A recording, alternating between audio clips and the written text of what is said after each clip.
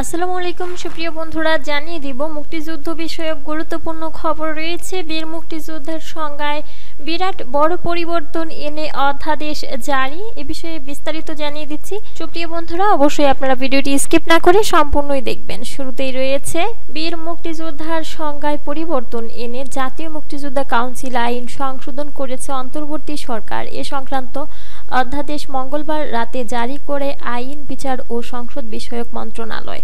সংশোধিত অধ্যাদেশ অনুযায়ী মুক্তিযুদ্ধকালীন প্রবাসী বাংলাদেশ সরকারের মুজিবনগর সরকারের সঙ্গে সম্পৃক্ত সব এমএনএ জাতীয় পরিষদের সদস্য ও এমপিএ প্রাদেশিক পরিষদের সদস্য যারা গণপরিষদের সদস্য হিসেবে গণ্য হয়েছিলেন, এখন থেকে তারা মুক্তিযুদ্ধের সহযোগী হিসেবে বিবেচিত হবেন। এতদিন তারা বীর মুক্তিযোদ্ধা হিসেবে বিবেচিত হতেন।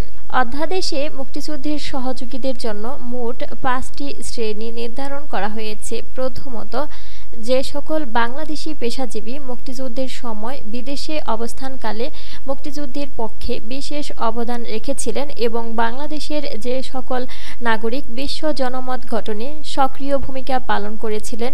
দ্বিতীয়ত, যে সব ব্যক্তি মুক্তিযুদ্ধের সময় ঘটিত বাংলাদেশ সরকারের মুজিবনগর সরকার অধীন কর্মকর্তা বা কর্মচারী বা দ্রুত মুজিবনগর সরকারের নিয়োগপ্রাপ্ত চিকিৎসক, নার্স ও অন্যান্য সহকারী হিসেবে দায়িত্ব পালন করেছিলেন। তৃতীয়ত, মুক্তিযুদ্ধের সময় ঘটিত বাংলাদেশ সরকারের মুজিবনগর সরকার সঙ্গে সম্পৃক্ত সব এমএনএ বা এমপিএ যারা যাবতীয় সময়ে গণপরিষদের সদস্য হিসেবে গণ্য হয়েছিলেন। চতুর্থত, স্বাধীন বাংলা বেতার কেন্দ্রের সব শিল্পী ও কলাকৌশলী এবং দেশ ও দেশের বাইরে মুক্তিযুদ্ধের সপক্ষে দায়িত্ব পালনকারী সব বাংলাদেশি সাংবাদিক।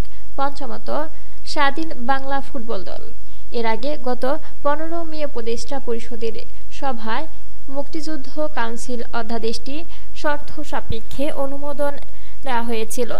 ওই সভায় বলা হয়েছিল মুক্তিযোদ্ধার সংজ্ঞায় পরিবর্তন আনতে। সেসব পরিবর্তন এনে রাতে অধ্যাদেশ জারি করেছে সরকার।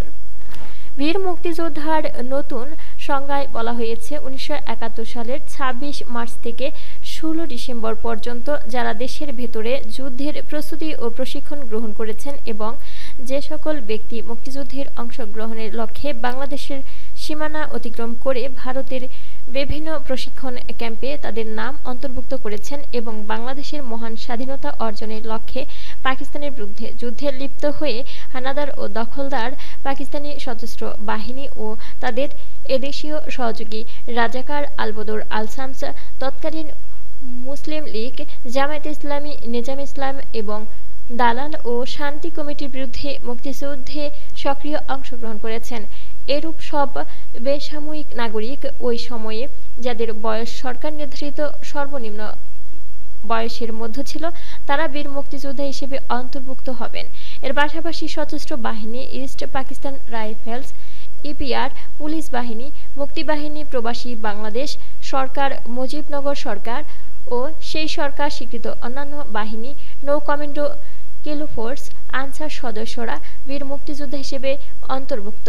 নতুন সংজ্ঞায় হানাদার ও দখলদার পাকিস্তানি বাহিনী ও তাদের সহযোগীর মাধ্যমে নির্যাতিত সব নারী বীরাঙ্গনা বীর মুক্তিযোদ্ধা হিসেবে অন্তর্ভুক্ত হবেন। এছাড়া মুক্তিযুদ্ধের সময় আহত বীর মুক্তিযোদ্ধাদের চিকিৎসা সেবা প্রদানকারী ফিল্ড হাসপাতালের সব চিকিৎসক, নার্স ও চিকিৎসা সহকারী বীর মুক্তিযোদ্ধা হিসেবে অন্তর্ভুক্ত হবেন।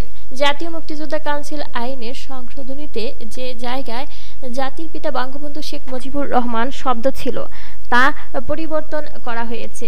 অধ্যাদেশে মুক্তিযুদ্ধ অর্থ বলতে বলা হয়েছে 1971 সালের 26 মার্চ থেকে 16 ডিসেম্বর পর্যন্ত একটি স্বাধীন গণতান্ত্রিক রাষ্ট্র হিসেবে বাংলাদেশের জনগণের জন্য সাম্য, মানবিক মর্যাদা ও সামাজিক ন্যায় বিচার প্রতিষ্ঠার আকাঙ্ক্ষায় হানাদার ও দখলদার পাকিস্তানি সশস্ত্র বাহিনী এবং তাদের সহযোগী রাজাকার আলবদর আল শামস, মুসলিম লীগ, জামায়াতে ইসলামী, নিজাম ইসলামী এবং দালাল ও শান্তি কমিটির বিরুদ্ধে পরিচালিত যুদ্ধ সুপ্রিয় বন্ধুরা, এ ছিল মুক্তিযুদ্ধ ভিত্তিক গুরুত্বপূর্ণ সংবাদগুলি। পরবর্তীতে মুক্তিযুদ্ধ বিষয়ক আপডেট খবর পেতে আমাদের ITTP নিউজ বিডি ইউটিউব চ্যানেলটি সাবস্ক্রাইব করবেন এবং বেল বাটনে ক্লিক করে রাখবেন। বেল বাটনে ক্লিক করার ফলে আপনার স্মার্টফোন ও কম্পিউটারে সক্রিয়ভাবে সকল ভিডিও নোটিফিকেশন পৌঁছে যাবে।